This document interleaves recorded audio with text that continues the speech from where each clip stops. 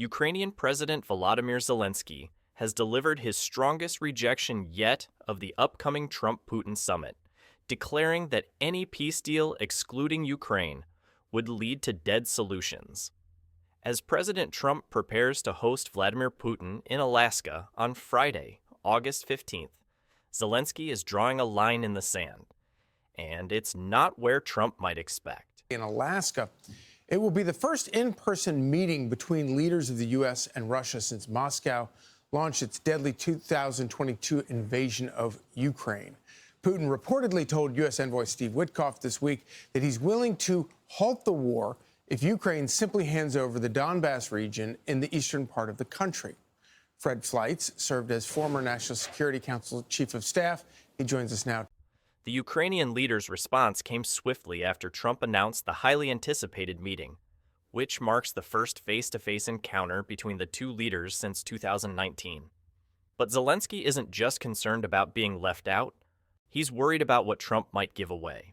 Dear Ukrainians, President Trump has announced preparations for his meeting with Putin in Alaska, a far cry from this war that is ongoing on our land against our people, which still cannot be ended without us, without Ukraine. Putin did not believe in our people, so he made this hopeless decision to try to take Ukraine. This was his main mistake, not to take into account the Ukrainians. I believed in our people. Because Ukrainians are strong, Ukrainians defend their own. Many in the world sided with Ukraine during the war. Even those who are with Russia know that it is doing evil. Of course, we will not give Russia any rewards for what it has done. The Ukrainian people deserve peace. But all partners must understand what a dignified peace is. This war. In a statement posted to Telegram, Zelenskyy was crystal clear. Ukraine will not give Russia any awards for what it has done, and Ukrainians will not give their land to the occupier. This isn't just diplomatic posturing. Trump himself has suggested that any peace deal would involve some swapping of territories, telling reporters that the situation is complicated, but that there would be some swapping of territories to the betterment of both countries. But Trump's remark that any peace deal will involve territory swapping has triggered global unease. Well, you're looking at territory that's been fought over for 3.5 years with, a lot of Russians have died, a lot of Ukrainians have died. So we're looking at that, but we're actually looking to get some back and some swapping. It's complicated. It's actually nothing easy. It's very complicated, but we're going to get some back. We're going to get some switched. There'll be some swapping of territories to the betterment of both. And but we'll be talking about that either later or tomorrow or whatever. For Ukraine, this is exactly what they've been dreading. A deal made over their heads that legitimizes Russian territorial gains. It vividly brings back memories about Munich 1938, because we have very similar situation. First of all, the fate of the country, which is a victim of aggression, is being decided by two great powers without participation of this country. So it's a very dangerous situation for Ukraine. And Ukraine should also participate, the president of Ukraine should also participate in these negotiations. And the second big issue, which is reminiscent of Munich 1938, is related to the fact that the aggressor can be rewarded, not punished, for the crime of aggression and for occupation of the territories. It's extremely dangerous situation, not only for Ukraine, but also for international law and for the whole world.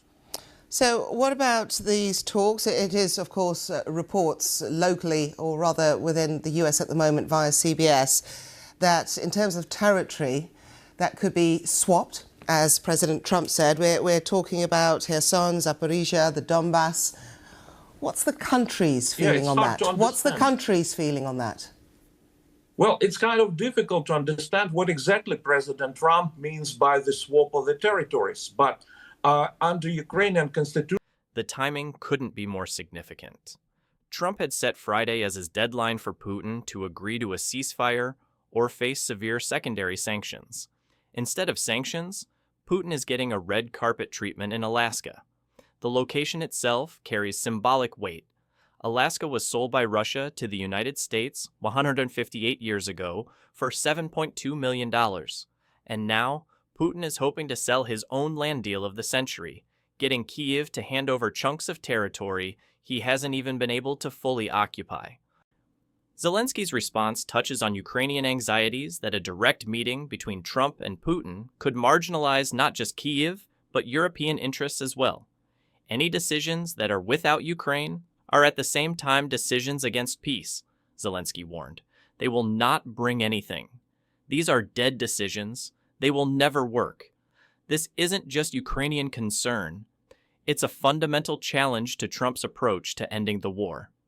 The summit represents a dramatic shift in Trump's strategy. Just days ago, he was threatening tougher sanctions against Moscow and had grown increasingly frustrated with Putin's unwillingness to agree to a ceasefire. Trump had even imposed additional tariffs on India as punishment for buying Russian oil. But now, instead of punishment, Putin is getting validation. An official visit to U.S. soil, despite failing to meet Trump's ceasefire demands. What's particularly concerning for Ukraine is the format of the meeting. While a senior White House official told CBS News that planning for the summit is fluid and Zelensky could still be involved in some way, the current format remains bilateral, exactly what Putin requested. Two sources told CBS News that Trump is willing to do a trilateral meeting with Zelensky and Putin, but at the moment, the meeting remains the two-way format that Moscow prefers. The Ukrainian president's constitutional argument is crucial here. Zelensky emphasized that Ukraine's territorial integrity, enshrined in its constitution, must be non-negotiable. This isn't just about politics. It's about the legal framework that defines Ukraine as a nation.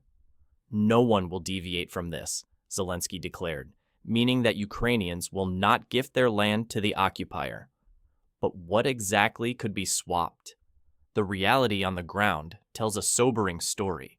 Ukraine currently controls only around 4 square miles of Russian territory in the western Kursk region.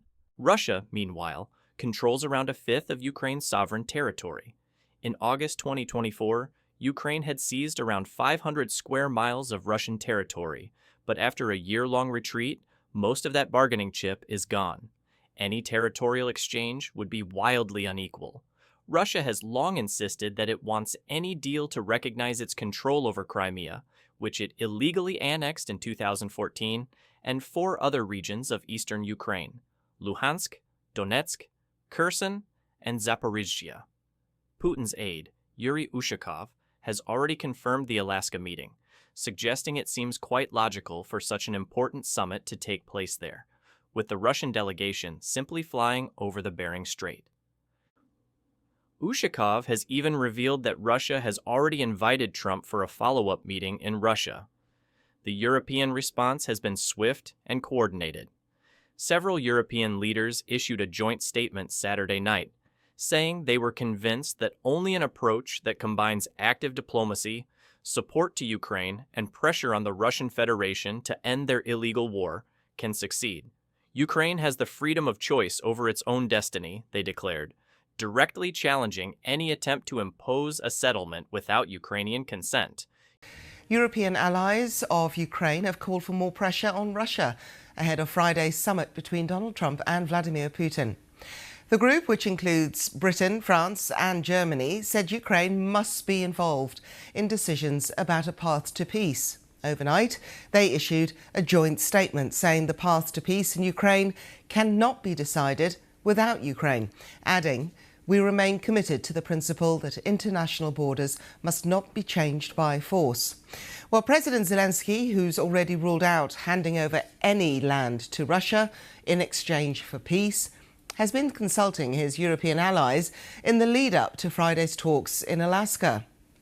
As it stands, Mr. Zelensky has not been invited to those talks, and the White House have said that there are currently no plans for that to change. However, they did confirm that President Trump was open, as they say. U.S. Vice President J.D. Vance met with European national security advisors on Saturday in the United Kingdom to discuss the Russia-Ukraine war, hosted alongside UK Foreign Secretary David Lammy. This gathering came at the request of the U.S. and represents an attempt to coordinate Allied positions ahead of the Trump-Putin summit. According to sources briefed on the meeting, the Europeans were forwarding the idea that any withdrawal of forces from Ukrainian territory should occur on an inch-for-inch basis. A Ukrainian withdrawal from Donbass, for example, would be matched by a Russian withdrawal from the same amount of territory in Zaporizhzhia or Kherson. The summit is undeniably a diplomatic victory for Putin. He gets an official visit to the United States, despite failing to agree to Trump's longtime demands for a ceasefire.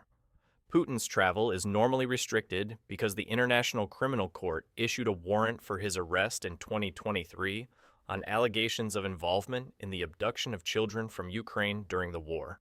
Like the UAE and Saudi Arabia, the U.S. is not a party to the court, making Alaska a safe venue for the Russian president.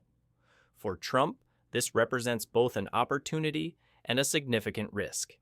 His campaign promise to end the war in 24 hours has proven more difficult than expected. The president has found himself caught between his desire to end the conflict and the complex realities on the ground.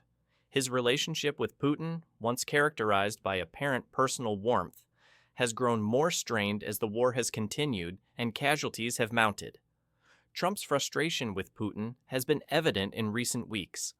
He denounced Russia's renewed attacks on Kyiv, calling them disgusting, and had demanded that Russia pause its attacks or face new sanctions.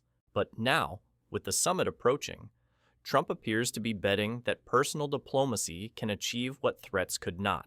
The conditions around Friday's summit wildly favor Moscow, which explains why Putin leaped at the chance after months of what critics call fake negotiation. It's hard to see how a deal emerges from the bilateral meeting that doesn't significantly disadvantage Ukraine. Putin has made it clear what he wants from the start: all of Ukraine subjugated or occupied, and a strategic reset with the U.S. that involves Washington dropping Kyiv like a stone. Zelensky's rejection of the summit's current format reflects deeper Ukrainian concerns about being sidelined in negotiations about their own future. Ukrainian officials have privately told the Associated Press that Kyiv would be amenable to a peace deal that would de facto recognize Ukraine's inability to regain lost territories militarily. But there's a crucial difference between accepting military realities and legitimizing Russian aggression through a formal territorial swap.